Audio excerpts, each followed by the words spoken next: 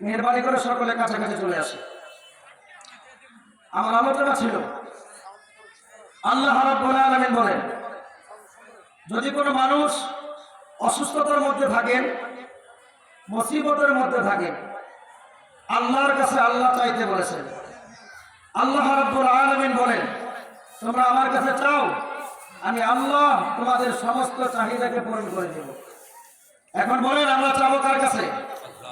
কার কাছে চাবো বলেন? আল্লাহ রাব্বুল আলামিন বলেন, আরে দুনিয়ার মানুষ, গরম পানি, আমি আল্লাহ রাব্বুল আলামিন তোমাদেরকে ডেকে ডেকে বলতেছি, শোনো, যতবার আমি তোমাদেরকে ডাকি ততবার যদি আমার ডাকে সাড়া দাও, আর আমার ডাকে সাড়া দিয়ে যদি আমার সিস্টেম মতো চাও, যতবার চাইবা আমি আল্লাহ তোমার ততবার চাহিদা পূরণ করে দেব। এই জন্য সাহাবীরা নবীদের আদর্শ মেনেছেন। নবীজি সাল্লাল্লাহু আলাইহি ওয়াসাল্লাম যখনই কোনো বিপদের সম্মুখীন হইতেন, তখনই সাথে সাথে মসজিদে নববীর ভিতরে ঢুকে পড়তেন এবং আল্লাহর কুদরতি পায়ে সিজদায় অবনত হয়ে রোনাজারি করে আল্লাহর কাছে চাইতেন।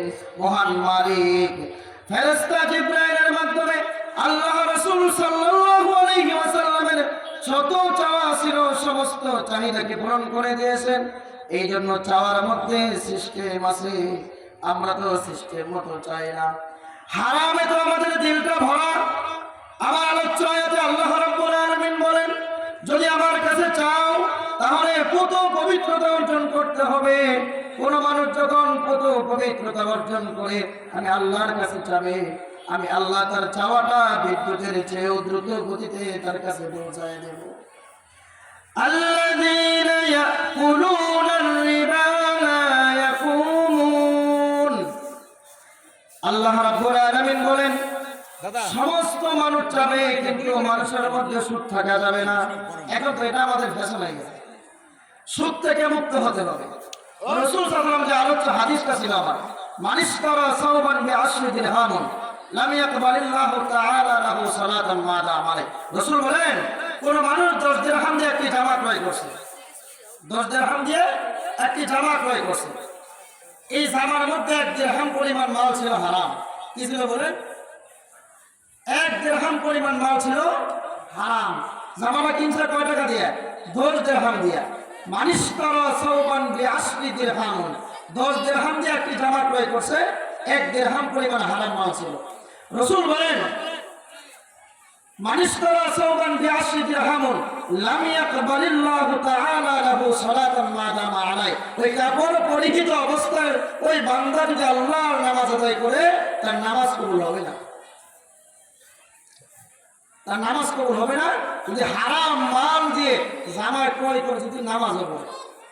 এইখানে রাসূল শেষ করলেন না, রাসূল বললেন, লা ইয়াদখুলুল জান্নাতা লাহমুন নাবাতা মিনাস সুহতি ওয়া কুল্লু লাহমিন নাবাতা মিনাস সুহতি কানা আন-নারি আওলা বি।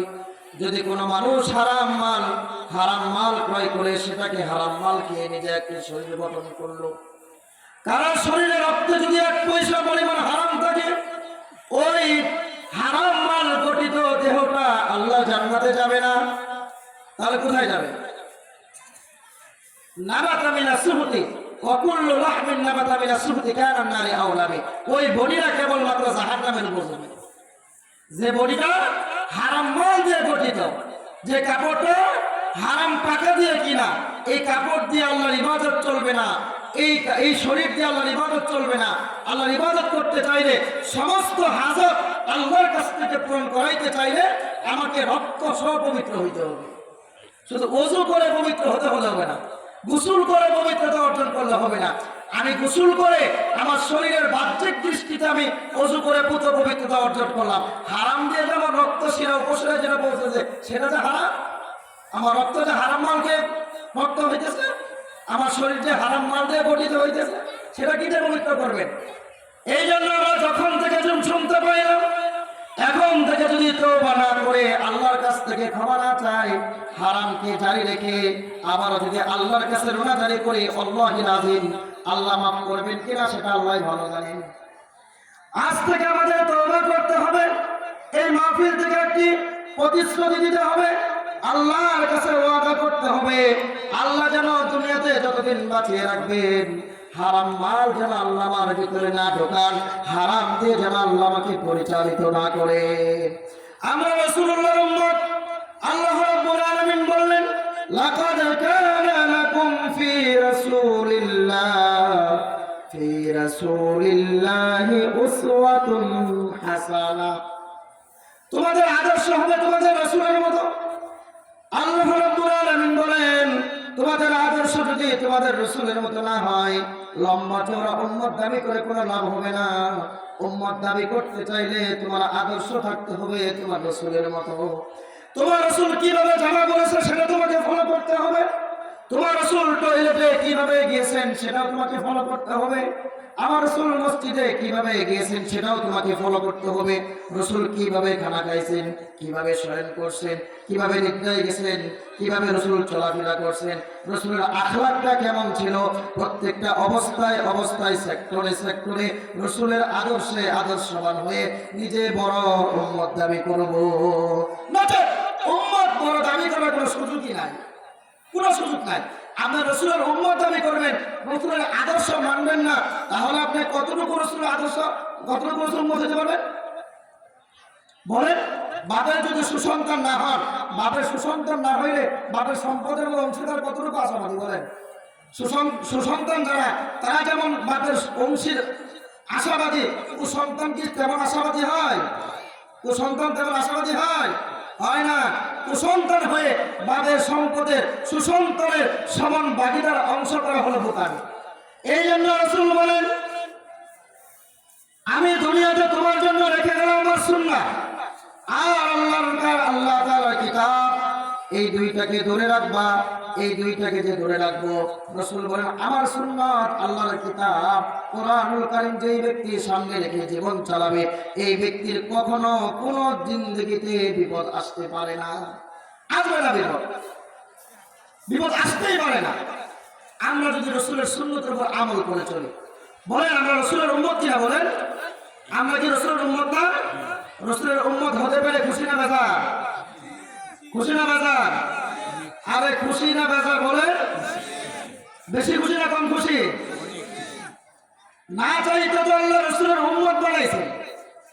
আমার আপনার নবীর উম্মত হওয়ার জন্য আমার আপনার আসার পূর্বে, নবীজি আসার পূর্বে পূর্বের নবীরাও পর্যন্ত আল্লাহর কাছে দরখাস্ত করেছেন। আল্লাহর কাছে দরখাস্ত করে বলেছেন, ওগো মালিক, এই জামানার নবী না বানাইয়া এমন এক জামানার নবী বানাও, এমন এক জামানার উম্মত বানাও যেই জামানার আখিরি নবী হবে, ও আখিরি নবীর উম্মত হিসেবে আমাকে কবুল করো। এইভাবে দোয়া করেছেন। এই জামানার নবী না বানাইয়া আখিরি জামানার নবী, যেটা তোমার যেহেতু হাবিব, তোমার দুস্থ যেটা, সেই জামানার উম্মত হিসেবে আমাকে কবুল করো। আর আমরা না চাইতে বিনা দরখাস্তে আল্লাহ রাসূলের উম্মত হতে পেরেছি, আমরা শুকরিয়া আদায় করি আলহামদুলিল্লাহ। এই জন্য আমাদের প্রত্যেকটা অবস্থার মধ্যে খেয়াল রাখা দরকার আছে না নাই বলেন? আমার দ্বারা যেন কোনো কষ্ট না হয়, আমার দ্বারা কেউ যেন কষ্ট না পায়, এটা হচ্ছে রাসূলের আখলাক। এটা তো রাসূলের আখলাক। এই আখলাক আমাদেরকে শিখিয়ে গেছেন। এই আখলাক মতো নিজের জীবন চালাইতে রাজি আছি তো ইনশাআল্লাহ? চালাবো তো ইনশাআল্লাহ? আজ থেকে এই কথা শোনার পরে সুদ কে খাবো বলেন? সুদ খাবো? সুদ খাবো? হুজুরকে হাত উঠেছে। আজ থেকে সুদকে বর্জন করলাম। আমরা আজ থেকে সুদ খাবো। সুদ খাইলে যদি আমার ইবাদত কবুল না হয়, সুদ খাইলে যদি আমার ইবাদত কবুল না হয়, কষ্ট করে নামাজ পড়ে আবার সুদ খাই। নামাজও পড়তেছি, সুদ খাইতেছি, নামাজও পড়তেছি, ঘুষ খাইতেছি, নামাজ পড়তেছি, রাসূলের আদর্শ আমার ভিতরে নাই বলেই তো আমি সুদ খাইতেছি, নাই বলেই তো আমি ঘুষ খাইতেছি, নাই বলেই তো আমি সব জিনা করতেছি। এই রাসূলের আদর্শবান হতে হবে। পারবো ইনশাআল্লাহ? আল্লাহ আমাদের সকলকে পরিপূর্ণভাবে আল্লাহ রাব্বুল আলামিন দুনিয়াতে থাকা অবস্থায় যে অবস্থার মধ্যে দুনিয়াতে থাকা অবস্থায় যতটুকু আমল করে আল্লাহর জান্নাতকে অর্জন করতে বলেছেন, যতটুকু আমল করে আল্লাহ আমাদেরকে আমল করতে বলেছেন, ততটুকু আমল করতে পারবো ইনশাআল্লাহ। আমি আপনাদের সামনে একটা মেসেজ রেখে গেলাম, সেটা হলো আজকের আলোচনার থেকে এই একটা পয়েন্ট করবো, আমরা প্রতিশ্রুতি দিব যতদিন দুনিয়াতে বাঁচবো ততদিন পর্যন্ত সুদের কাছেও যাব, সুদের কাছে যাব। যারা কয় না এরা মনে মনে নিয়ত করতে যায়, এনে যদি প্রতিশ্রুতি দিতে তো খাওয়া লাগবে। সবাই বলেন আজকে থেকে এখান থেকে ওয়াদাবদ্ধ হব, প্রতিশ্রুতি দিব, আজ থেকে সুদের কাছেও যাব, সুদ খাবো, কাছেও যাবো না, খাবো তো দেখবে।